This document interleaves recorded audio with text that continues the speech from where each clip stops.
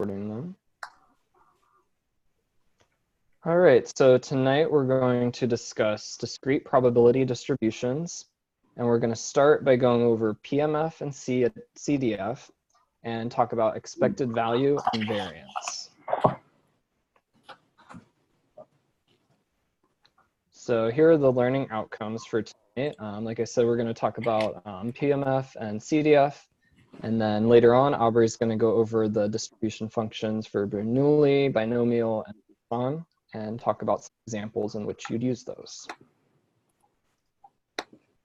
All right, so to start off, we're just going to import all the libraries we're going to use for this. All right, so to start off, we're going to consider just one die. It's pretty simple. There's only 6 possibilities. So the possible outcomes are just 1, 2, 3, 4, 5, 6, and they can only occur one way. It's really simple, but this will help set us up for when we go to 2 and 3 die. So we can create our list of outcomes here by using a function known as counter from the collections library. It basically takes in a list and then counts up all the occurrences and returns a dictionary counts. So if we run that, we can see what we get. So we just have 1 for each of the values. So the probabilities of each outcome for one die, pretty easy. It's just 1/6. So we can find that by dividing all the counts by the total count. And we can get this here. This is 1/6 for all of them. So now what if we wanted to plot these probabilities? This is where the probability mass function comes into play. I've given you a function here to kind of plot a PMF. You pass in a list of outcomes, the corresponding probabilities, and then just what you want the X label and the title to be. And then if we pass in just our die, the probabilities, and run that, we will get a nice graph here. So this is a PMF for one die. You can see that, for example, if we want to see the probability of rolling a 3, you can just find 3 here, go up to where the point is, and for all of them it's the same, so it's not too exciting. But this is generally what a PMF will look like. So what if we wanted to talk about the odds of rolling a 1 or a 2, or what about rolling 4 or less? So we could just calculate that by hand, add up 1/6 plus 1/6. But we can also use a CDF, or cumulative distribution function. So to do this, we need to have a list of cumulative probabilities. So what that means is we want the probability for each value in increasing order, and we want it to be the probability that we get that value or one lower than it. So what this function here does from the NumPy library is calculate the cumulative sum of a list of our probabilities. So if we run this, you'll see what we get. So this first value is 1/6, and then it's 2/6, 3/6, and so forth. So it's just adding each probability up in a row. And then here's a function to plot the CDF. It's kind of similar to the PMF one, just pass in the outcomes and the probabilities, X label, and the title. And then if we go ahead and run that and plot it, this is what a CDF looks like. So it looks a little bit different. When you go to read it, you basically find the value that you're interested in. So we'll start at 3. So if we wanted to find the probability that we roll a 3 or less, we would go to where the 3 is and then go over, and whatever probability that is here, which is 1/2, that would tell us the cumulative probability of 3 or less. So all the area to the left of the value in question. So what value could you say you expect to get on average when you roll one die? This is where expected value comes into play. So the expected value is just the sum of all the possible outcomes times their probabilities. So let's see here.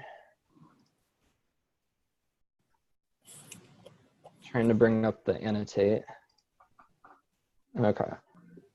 So the expected value is equal to the sum of all the values times their probabilities. That would just be the mathematical way to write it. So once we have that, we can just set it up in Python to calculate it for us. And we get 3.5, which isn't surprising. It's just halfway between the min and the max die. All right, so going forward then, how close to that expected value will each dice roll be? Well, this is where variance and standard deviation come into play. So variance is equal to the sum of all the values minus the expected value squared. And then that's also times the probability for each value of x. So in this case, since all the probabilities are the same, we multiply each one by 1/6. And then in Python, we use the NumPy library to calculate the difference between the die rolls and the expected value, and then we square that. And then we find the variance by summing that together and dividing by 6, because each of the probabilities is equal to 1/6. So go ahead and run this, and we can see our variance is about 2.91. And another way to do this more easily in Python is with the NumPy library. You can just do np.var, pass in a list of your data. In this case, it's just the single die. So we get the variance there. And now to do standard deviation, it's basically just the square root of the variance. It's really easy to find. And that here is 1.7. So now to bring this all together in a table, we can do that with this function here. This function takes in a list of possible outcomes and the probabilities, and then creates a table with the values of x, the probabilities, and kind of each step of calculating the variance. So if we run that and then run it on our single die and the probabilities, you can see we get this nice little table here. A couple things you'll notice: the probabilities should always sum to 1. If you look at the sum of the expected values, that's your expected value overall. And then at the bottom right corner, this is the squared difference probability for each of the values, and that is the variance. And then at the bottom here, we just have the variance. So now what if the odds aren't all equal? So it's not just a straightforward die. Let's discuss the scenario of a loaded die. So this loaded die has a weight in it, and it's weighted so that it's more likely to land on a 3 or a 4. So here are the probabilities in order. So the probability of a 1, 2, 5, or 6 is 1/12, and the probability of a 3 or a 4 is 4/12. So if we plot a PMF of this die, you can see it looks a little bit different than the normal die. You can see the probability is a lot higher for the 3 and the 4. And then we can calculate the cumulative probabilities and use that to plot the CDF. And you can see this also looks a little bit different. It's not just a straight line. There's actually kind of a curve to it if you were to draw a line along the dots. And then we can check the distribution stats for this as well, and output a table. And you'll notice something in here. The expected value for this loaded die is the same as the regular die. So for both die, you're expected to get about 3.5 for each dice roll. But you'll notice the variance for the loaded die and the standard deviation is much lower. So what that means is that for the loaded die, on average, you'll be much closer to the expected value than the normal die. So it's the same expected value, but different variance, and that can mean different things. So now let's consider 2 dice. So this here uses the product function from your tools library. It basically just gives me all the possible combinations of rolling 2 dice. So I'll go ahead and print that out here. And then we can just create a list of all the possible sums using that list of all the combinations. Print that out here. And then we want to use that counter function again to just count all those up. So we have a nice dictionary of all the possible sums and then the counts we would expect for that. So now to find the probabilities for each of those, we just divide all of their counts by the total number of possible sums. And there we have all the probabilities for the sum of rolling 2 dice. So now we can plot the PMF, see what it looks like compared to 1. So you can see we have a much different shape now. It's not just a straight line across. It's kind of like a triangle or a pyramid. So you can see the probability increases steadily up to the most expected value of 7, and then linearly goes back down as you get to the higher sums. So now we can calculate the cumulative probabilities for this and plot the CDF and see what this looks like. And we can see this has somewhat of a curve to it now and isn't just a straight line. So you can see that in the middle here, to roll a sum of 7, that's almost a 0.6 probability, a sum of 7 or less. And then we can print out a distribution table for the 2 dice.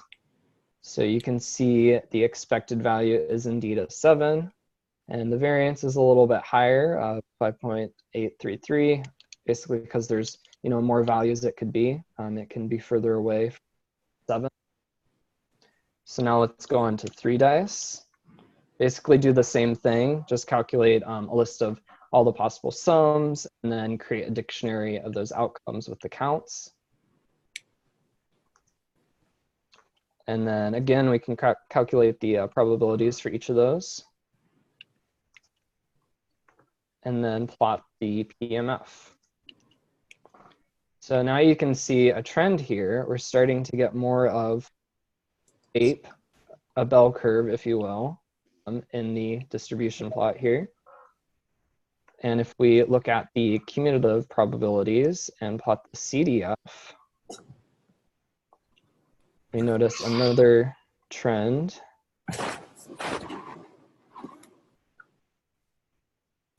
We can see this nice curve forming as we add more dice.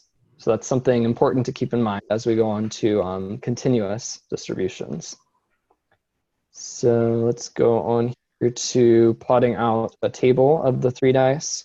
So expected values 10.5, and the variance is even higher. All right, so now we're going to do kind of a practice problem. I'm going to do it for you, and then we're going to go into an activity where you guys do basically the same thing, but with a different problem. So suppose now we roll a die, and if we roll a 1, then we roll a second. What would the probability distribution look like for this scenario? So we roll a dice. If it's a 2 through a 6, we just keep our total. But if we roll a 1, then we roll a second time and add that to our initial 1.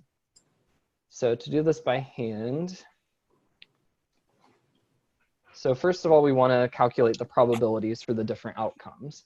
So what are the different outcomes? Well, if I roll 1, I have to roll again. So I'm just going to not worry about that right now. If I roll a 2, a 3, a 4, a 5, or a 6, I basically just keep that roll as my sum. But if I roll a 1, then I could roll a 1 and then another 1, a 1 and then a 2, so on and so forth. So a 1 and a 1 would be a 2, and a 2 would be a 3, and you can see how this would just keep going. And lastly, a 1 and a 6 would be a 7.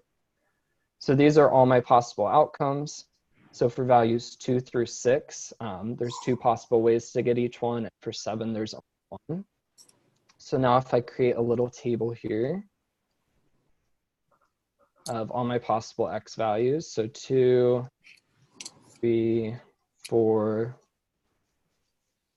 5, 6, 7, and then I can fill in the probabilities. So how many possible outcomes are there here? There's 6 and 5, so there's 11 total. And for 2, there's 2 possible ways. So it is 2 out of 11. And it's going to be 2 out of 11 for 2 through 6. So I'm just going to kind of draw a line. So all of these are 2 out of 11. And then 7 is 1 out of 11. All right, so then the next thing to do is to calculate the expected value. So the expected value of x is just going to be x times the probability. So 4 elevenths, 6 elevenths, 8 elevenths, 10 elevenths, 12 elevenths, and 7 elevenths. All right, so now if I add all of those together, I can get the overall expected value. If I add these up, let's see, I have 10, 20, 47. So it looks like 47 over 11 is the expected value. So now with that expected value, I can start calculating the variance. So I need to find x minus the expected value squared. So I need to do 2 minus 47 over 11. So 2 would be 22 elevenths minus 47 elevenths, and that is negative 25 elevenths. And then that is going to be squared. 3 is equal to 33 elevenths. And if you subtract 47 elevenths, you get minus 14 elevenths. Sorry, this is going to be a lot of math. And then for 4, it's 44 elevenths. So 44 minus 47 is 3 elevenths squared. And then 5 is 55 minus 47. That's 8 elevenths squared. And then 6 is 66. So that is 8. No, it's 19.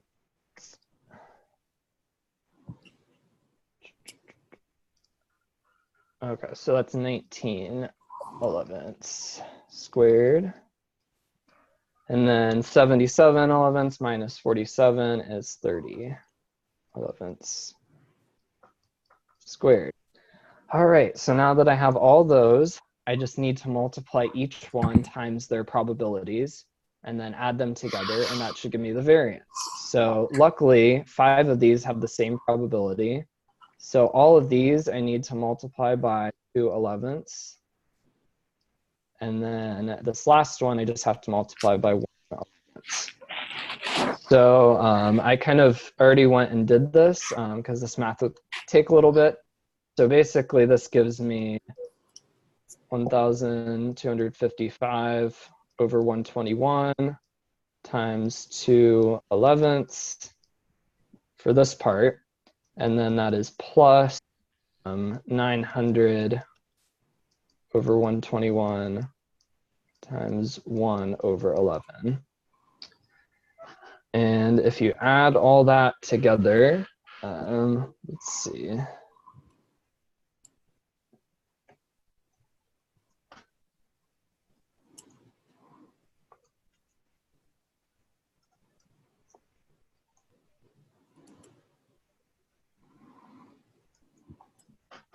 So for this first part, you get 1.88. And then for the second part, let's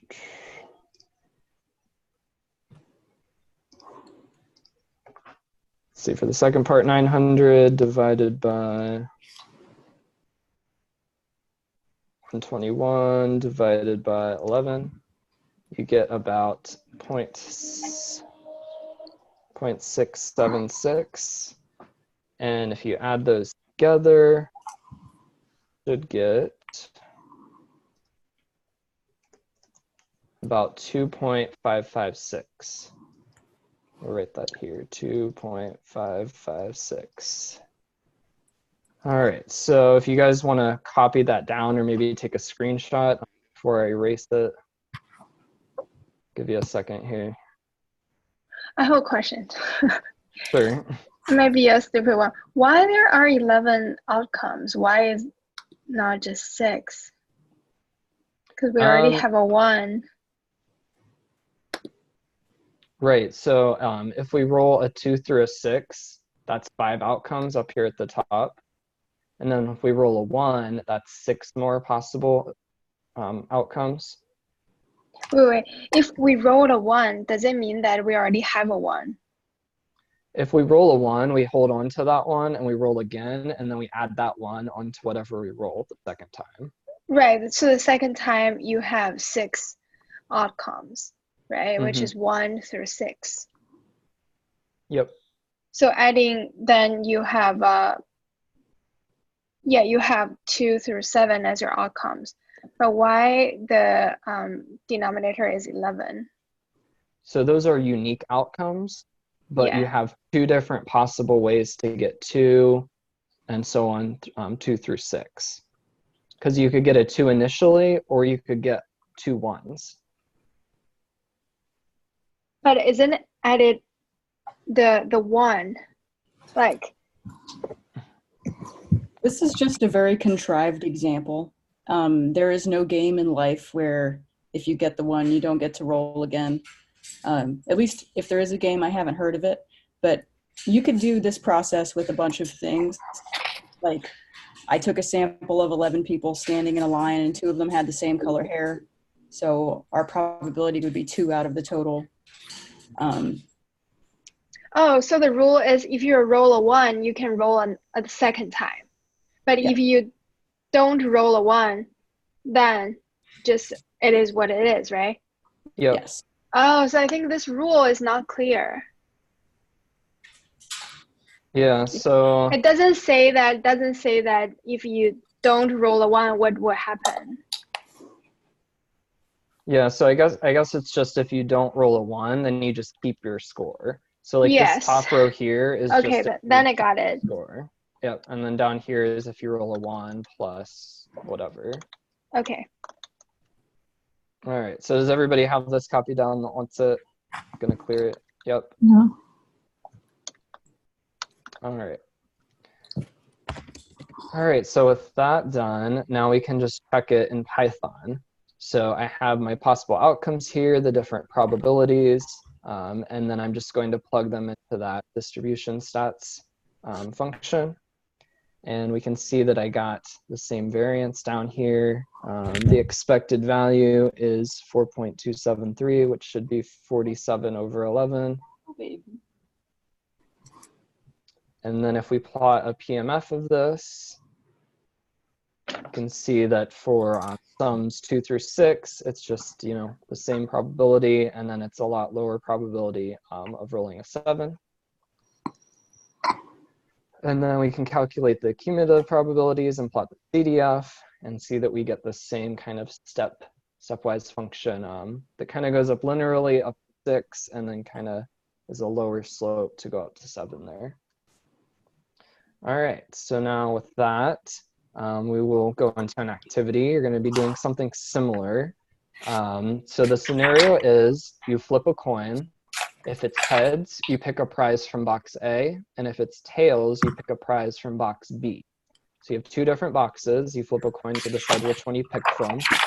And inside each box, they have a certain number of bags. So box A has 2 bags. Box B has 4 bags. The bags in box A, one of them has 3 coins in it, and one of them has 5. And then the 4 bags in box B, they have 1, 2, 3, and 4 coins. So the goal is to do kind of what I just did, build a distribution table by hand to calculate the variance and standard deviation, and then use that distribution stats function to check your answer at the end, and then just plot the PMF and CDF for the outcomes, and then figure out what the odds are to get between 2 and 4 coins inclusively.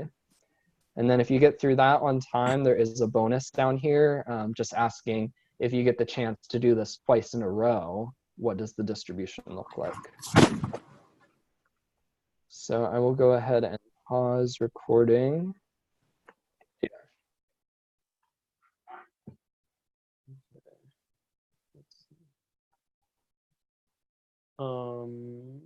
So what I did was write out the outcomes there are that are possible. So it was 1, 2, 3, 4 coins, and 5 coins. So to get 1 coin, I believe there is 1 out of 4. Well, actually, first, you need to flip. When you flip the coin, you need to land on tail, and there's a 50% chance you do that. So I said it's going to be 0.5. And then to get 1 coin, it's another 25% chance that you get 1, because there's only 1 out of 4 bags has 1 coin in it. So that would be the P of X for 1. I think I just wrote too big. For 2, it's similar. You need to land on tails. And then there's also a 25% chance that you pick the bag that has 2 coins in it. For 3, 3 is present in both, whether you flip heads or tails. So if we work with heads first, there's a 50% chance you flip heads. And then there's a 50% chance that you would pick out the bag that has 3 coins. And then you would add that to the other possible outcome for 3, which would also be 50% chance you land on tails, and then a 25% chance you pick out the bag that has 3 coins. Oh no.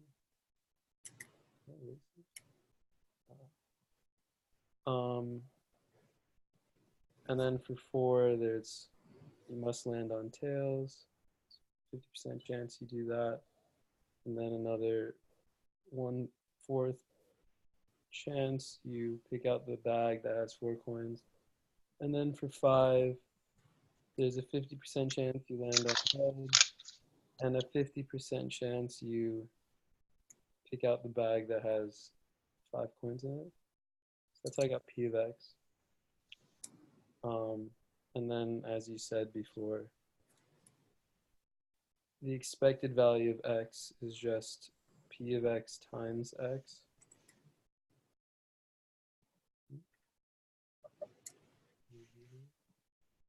Sorry, the table's kind of... So that should be 1/8 times 1, which is 1/8. Okay. 2 is also 1/8. But it's times 2, so you'll get 2/8. 3 will be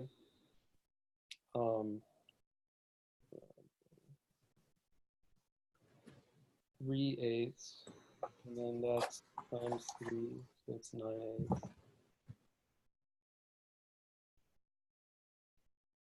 4 will be 1/8 times 4, which is 4/8. And 5 will be 2/8, which is 1/4, which is 2/8 times 5, 10/8. I'm leaving it all in the same denominator just so it's easier. Should I just keep going? Because I believe this is where I got messed up. Because when I did it in Python, I noticed that some of them were negative answers, and I didn't get negative answers. Because when I think about it, x minus e of x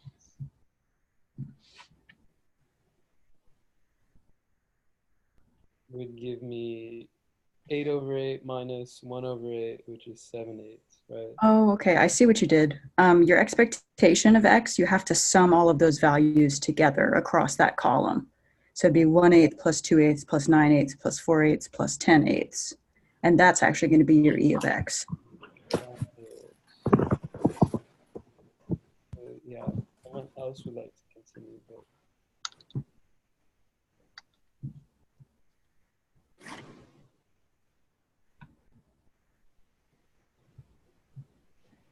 So let's see, 3/8, 12/8, 16/8, 26/8.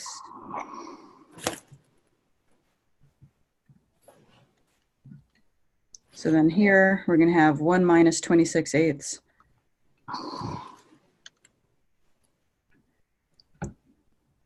And then 2 minus 26/8, 3 minus 26/8, and so on and so forth.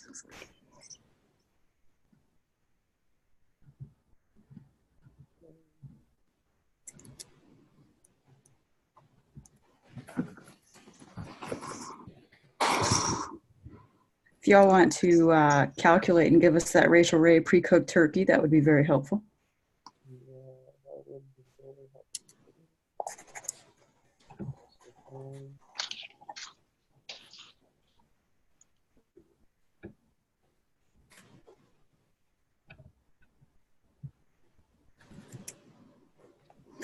The 26 divided by 8.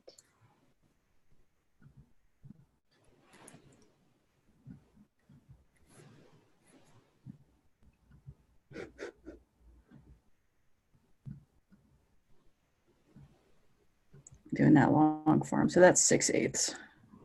Goes in that box. You want me to sum it? Yeah. You probably don't need to sum that. Oh, we didn't square it. Yeah, the next one would be square and sum that one. Hypothetically, summing this, we should get 0 because your expected value of deviations should be 0. And then when we square them, then we can sum our squared values and we'll have our variance. That should have been the 9/8 should be 0. Did I do wrong? Did I do something wrong? Unless if we miscalculated, it's probably that we miscalculated, but this should be 0, the sum of these values. Just like when you take the variance of normal numbers, you would expect the sum of your non-square deviations to be 0 because they're centered around the mean. And really what we're doing here with the expectation of x is just taking a weighted average with weights based on what the probability are and giving more weight to the more probable items. But anyway, we see what's going on here, right? How we would calculate the variance. So we'd come down here, we would square everything above it, then we would add it up. This should be 0, but when we would add across this way, this would give us the variance. And then we would just take the square root and it would give us the standard deviation. You should never have negative variance. And that's when you know that you're in space, it's a vacuum, and things have gone terribly wrong.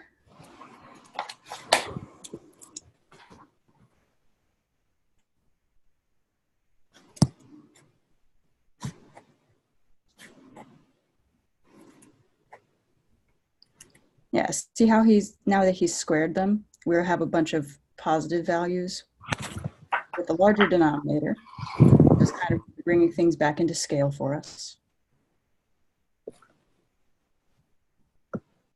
And then Matt, you with the solution document, if we were to sum those together, what would our variance be? Let me see. So the variance should be 1.68.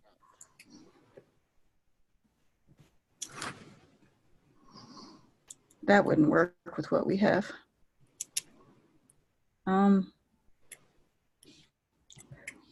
It's all right. Matt, would you be willing to show what you did in Python? Sure. Give me a second here.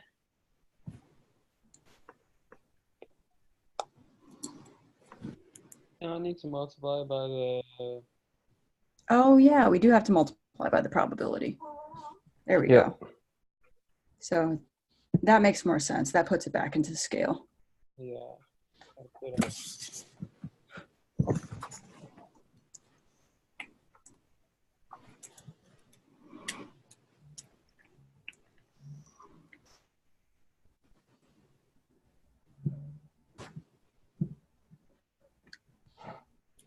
So you guys, I have good news for you. This is what's called a custom probability distribution function. And for most of your life in statistics, you're going to have these hypothetical population probability distribution functions where you can throw stuff into a written out function and solve for things. And you don't have to do this most of the time. This is just with dice. We're approaching it. This is called an empirical distribution function where we don't know what its population distribution function might be. And so we're figuring it out based on the sample. And as we see, not knowing about the population is a pain in the butt.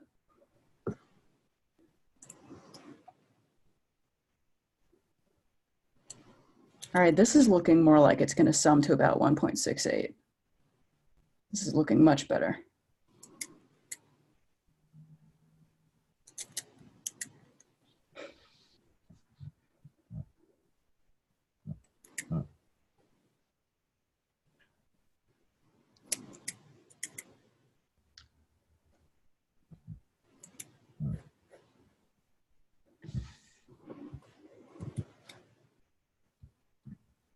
Yeah.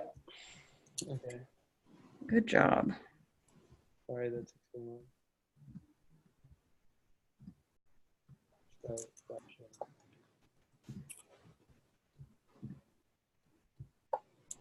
So square deviations time P of X gives you that weighted variance.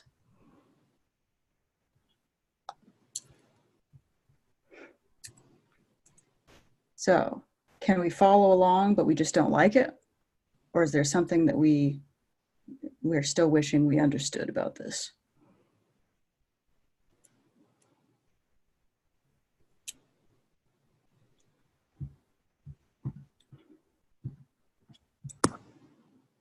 Should it be negative or zero?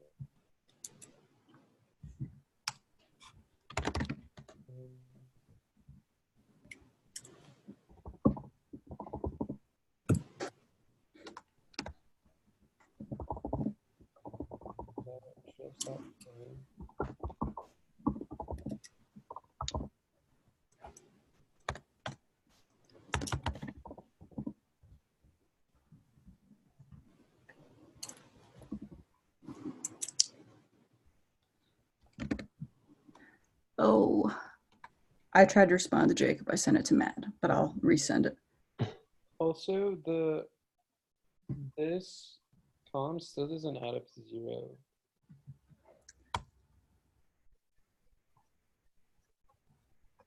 I mean, this row. So there's a reason for that. Because your expected value is not like a nice round number. It's in between.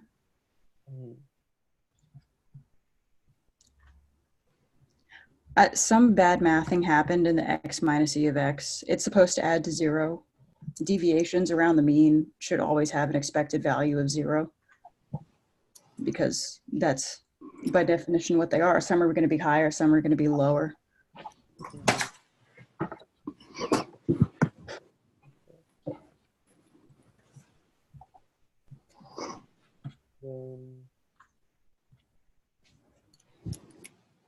Yeah, I keep getting negative.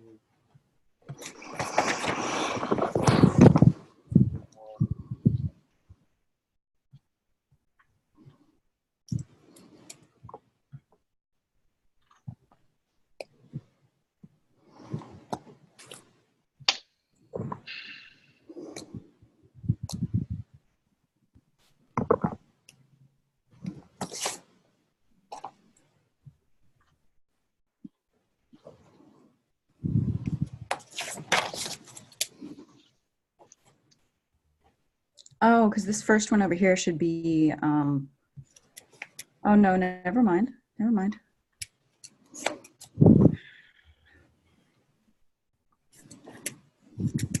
Yeah, I don't know why it is, but we've arrived at the right answer.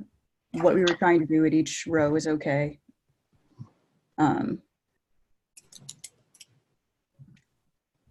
Yeah, I'm gonna go ahead and stop sharing. Jacob, I'm guessing it's just because it's discrete and it just got a little bit chunky. So with these dice examples, when you have your expected value that's not a whole number, and then you're taking deviations around the mean and it's not a whole number, it would get chunky. If we kept sampling over and over and over again, it would eventually even out and get smoother.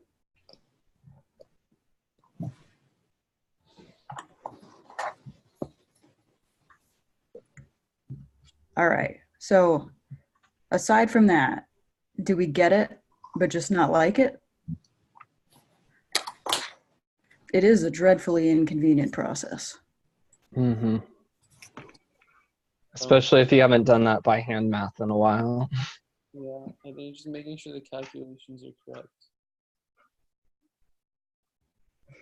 Like one little mistake could carry over to the next.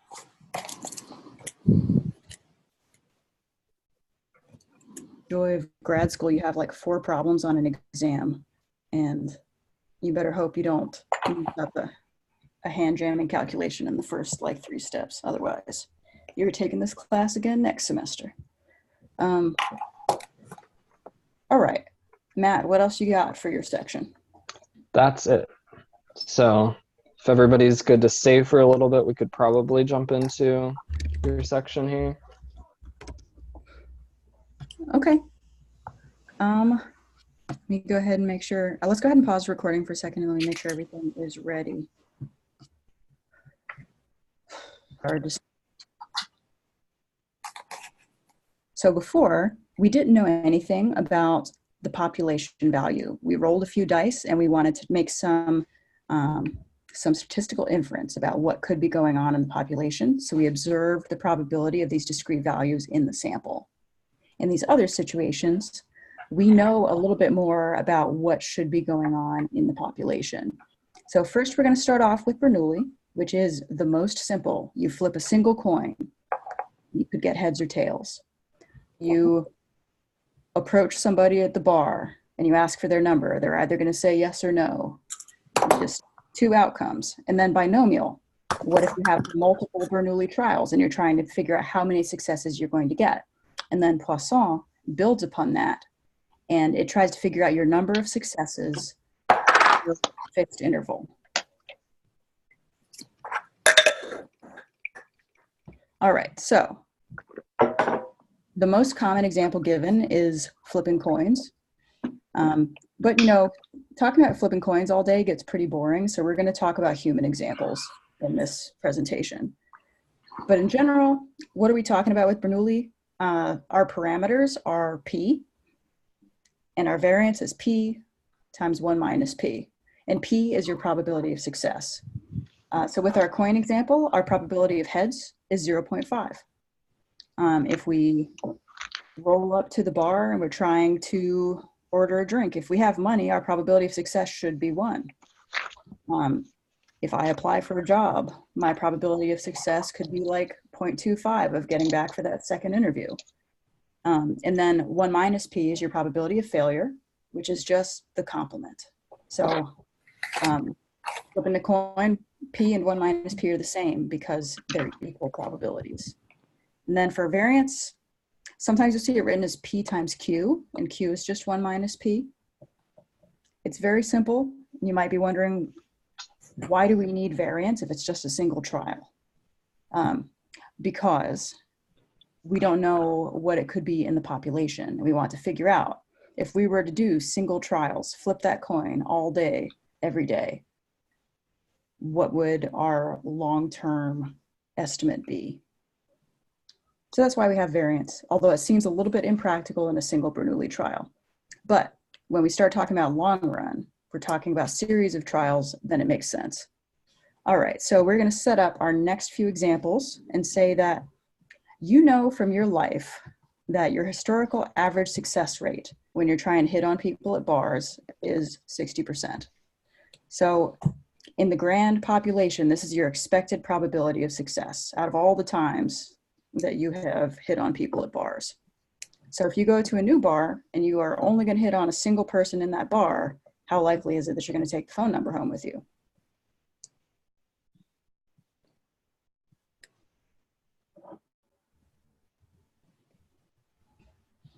That is not a rhetorical question. 60%. Yeah. Yeah, see, it's so simple. You're second guessing yourself. Like, is that it? That's all that's going on? For now, yes. So Jacob's right. You have a 60% chance that you're going to take that phone number home. And then how likely is it that you'll fail? 1 minus 60% or 40%. And then the variability around that estimate is P times 1 minus P. So 0.6 times 0.4, which is equal to 0.24. About 1/4 probability for variability. All right. So we talked about a single trial. Let's talk about the binomial distribution. Now we're looking at a series of independent Bernoulli trials, and the probability is constant throughout all the trials. So if we remember learning about all those permutations and combinations last week, we see our old familiar n choose k. So we have n items and we want to choose k of them. So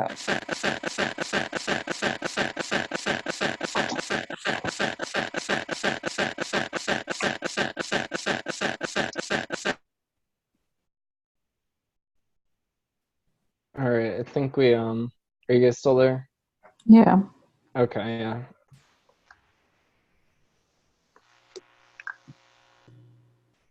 all right. So if binomial is a manifestation of multiple Bernoulli trials, then our mean, our expected value, is just going to be P times the number of trials. And then you can think of that as the probability of success in trial 1 or the success in trial 2 or the success in trial 3. And thus we're adding as we go along for n number of trials. And then variance is going to be P times 1 minus P times the number of trials. Easy peasy. Let's go back to the bar. All right, so let's keep that previous PDF in mind. You still have your historical success rate of 0.6 in a Bernoulli trial. So let's make some predictions. How many numbers will we expect to get? So it's n times p. There are 10 people in the bar. I would expect to get six numbers out of them. 10 times 0.6. And then the variation around that estimate, p times 1 minus p is 0.24. Multiply that by 10. So we have variation of about 2.4 people that will or will not give me the numbers. And then we can figure out the likelihood of getting exactly 8 of the 10 numbers.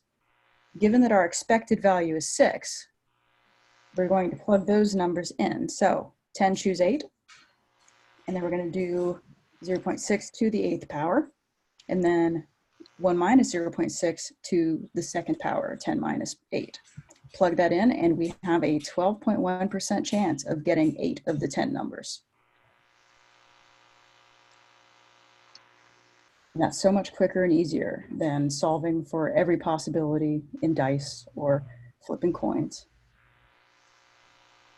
All right, now let's talk about Poisson. So let's imagine we're not just interested in the 10 people in this bar. I want to know for every bar that I go to, for every 10 people, what is my expected rate of pickup? Now we're talking about successes per a fixed interval, and this is going to be called our lambda. So rate of successes per fixed interval. Talking about that last bar example, if we picked up 6 out of 10, our interval is 10. So for every 10 guys, I expect to get 6 phone numbers. Our lambda is 6. And then if I wanted to talk about 20 guys, I have to change my lambda because my rate's going to be different. So previously, we're talking about 10. Now we're talking about 20. So 6 is going to have to become 12. We would expect 12 phone numbers for every 20 guys in the bar. So lambda will be n multiplier p. Yes. And then the denominator, like if lambda is your n times p, then it's going to be that. And then your fixed interval is just going to be n from your binomial. So if we want to talk about for every 5 guys in the bar, how many numbers would we take home? And thus, what is our lambda?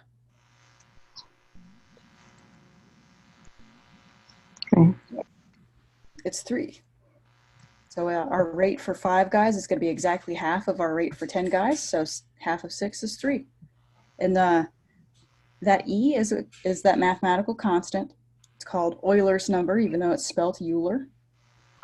And K is the number of successful trials we're interested in. For example, we'll be solving for every 10 guys, what's the probability that I only get 4 of the numbers when the expected value is 6? Poisson is easy. Your expected value and your variance are the same. It's just lambda. Keeps it easy.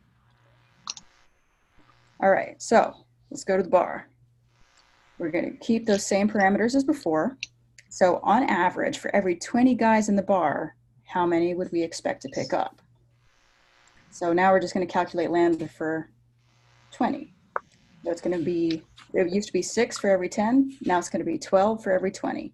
Our new lambda is 12. And then the variation around that estimate is also lambda. So it's 12. And then let's figure out if there are 5 men in the bar, for every 5 men, what's the probability of picking up exactly 2? So we're going to make our new lambda, just like before. And as Juliet said, it is 3, because it's half of the rate for 10 guys. And so the probability of 2, we go ahead and plug that in, 3 squared times e to the negative 3 in the numerator divided by 2. So we have a 22.4% chance of getting exactly 2 numbers when there are 5 guys in the bar. Can you go back to your previous slide? Mm-hmm. Most successful trials.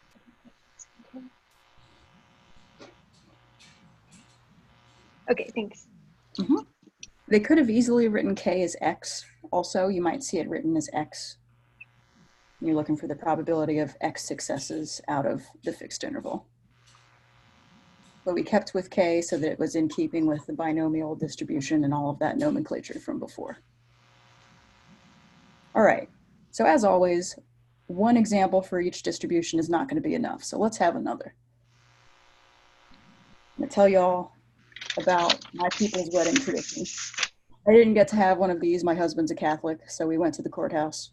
But had I been able to persuade him to convert, we would do some things. There are a couple of traditions. One is the Bedekin, where before the wedding, your husband veils you.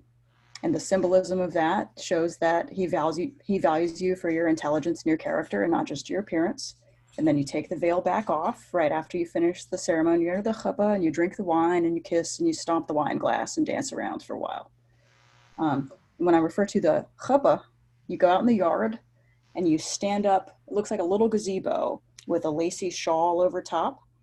And the bride, the groom, and the rabbi stand under the chuppah for a fair portion of the ceremony. And while you're under the chuppah, bride circles around the husband. Traditionally, it's 7 times for the 7 days of creation, and you're creating your new world together, so to say. Some more modern Jewish families, the bride and the groom circle around each other to show a more egalitarian nature and that they're building the home together. But anyway, let's get back to probability. So the bride is veiled for most of the ceremony.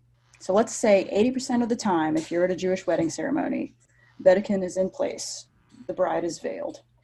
So you have an Uncle Moshe, and he's always late, but he likes to take lots of pictures so that everybody knows he was there, and he also likes to eat all the food afterward. And we all have those relatives. You know they come for the food and the free booze, but they will never admit it. So if he arrives at a random time to the wedding, and he takes a single photo with his big fancy camera, what distribution are we going to use to describe a single photo?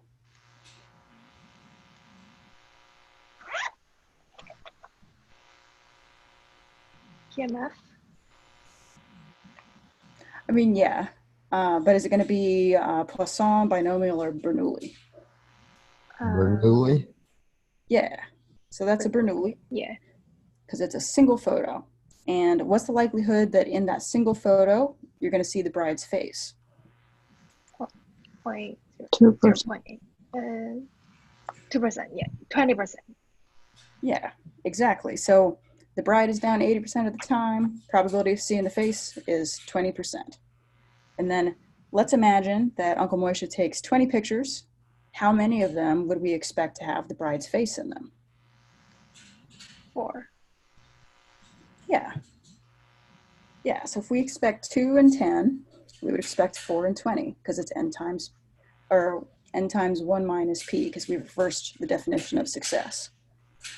All right, and then if we wanted the likelihood of having 6 or fewer of having the bride's face in them, it's going to be the probability of 0 plus the probability of 1 plus the probability of 2 plus 3 plus 4 plus 5 plus 6. And that's a whole lot going on, which is why I'm going to show you guys how to do it in R here in a moment. And so what's the likelihood that exactly 3 have the bride's face in them? We have time to do this one with binomial, I think.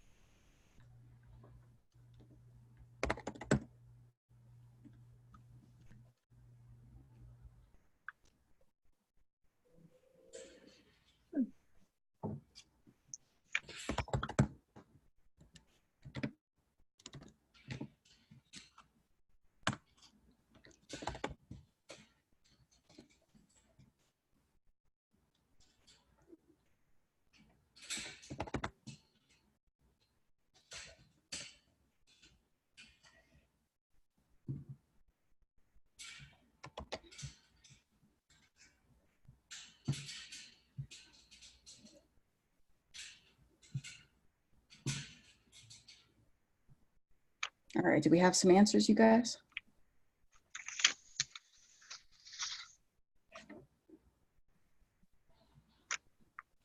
I got 0.6, but I don't think it's right. Well, let me show y'all RStudio. So in R, they have all of these really nice functions that you can just call upon. So I'm up here first showing a couple of Poisson. So P is for probability. That's your cumulative distribution function. Q is for quantile. When we're doing hypothesis later, you can plug in a real number and it will tell you what's the probability of getting greater than that. And then we have down here in binomials, D binom is for density. I know we're talking about mass right now, but we use D for density, even in discrete. So if I want to know the probability of getting 3 pictures with the bride's face in it, I do D binom 3, and then the size is 20, and the probability is 0.2. I got 20.5%.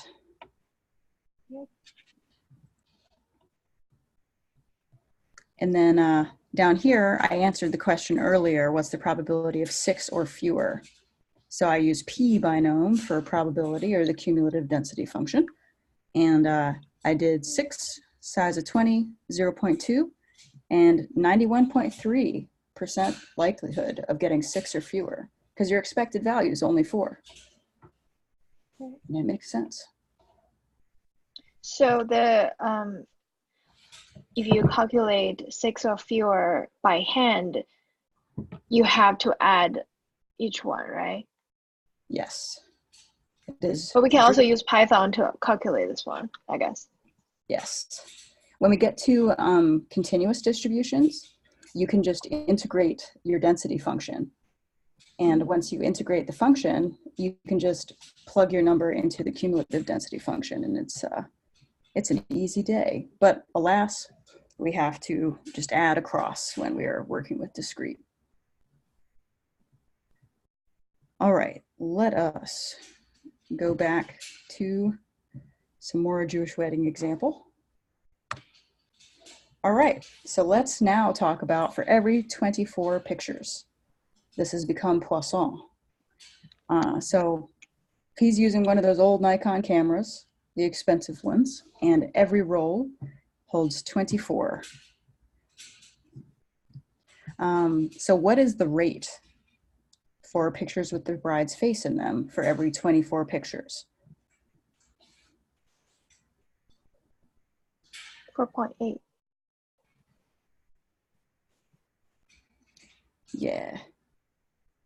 Yeah, that sounds about right. So, yep, she did the cross multiplying and then the solving for x, because you have 2 out of 10 equals x out of 24. And that's how she got there. And then how many pictures of the bride's face can we expect? It's the same as lambda, which is what, Bonnie? 4.8. Yeah. 5. We'll stick with 4.8. So and then what's the probability that we see a roll that has 0 pictures of the bride's face? 0.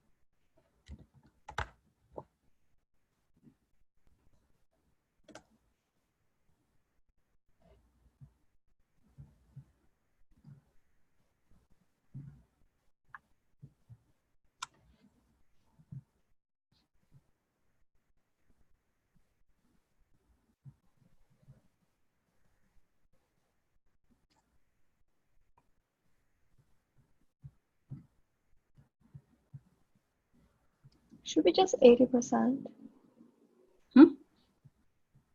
Or just 0.8. It's 0.08, or sorry, it's 0.8%. 0.008. Yeah, so if you use Poisson function, that will be that. So 8.22, but like multiply like 10 next -3. So yeah.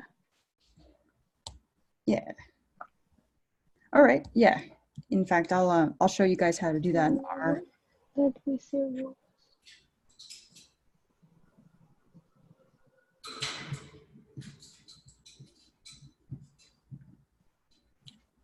So down here, I do d plus 0 is the x of interest, and then 4.8 for lambda.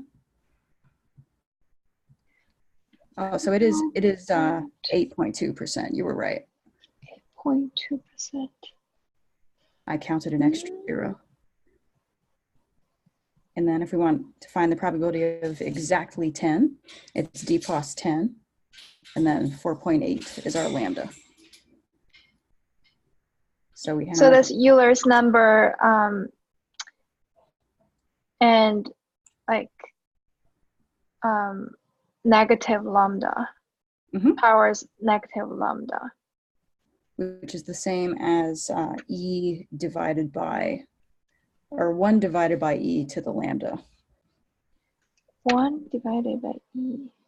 Yeah. All right, y'all, how are we feeling about this?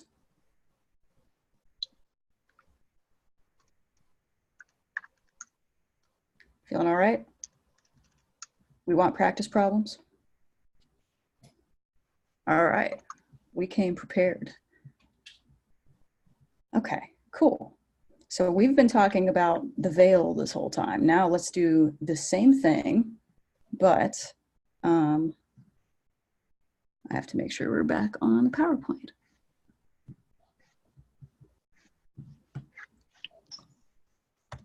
Okay, so now we have example problems. We've been talking about the veil this whole time. Now let's talk about the probability of pictures taking place under the chuppah.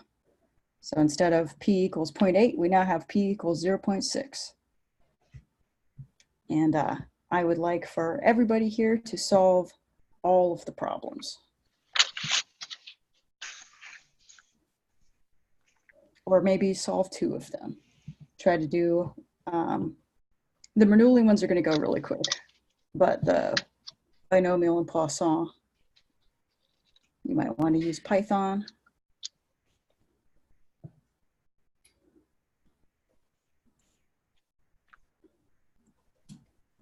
Although, oh, we have a question. Yeah, can we stop recording?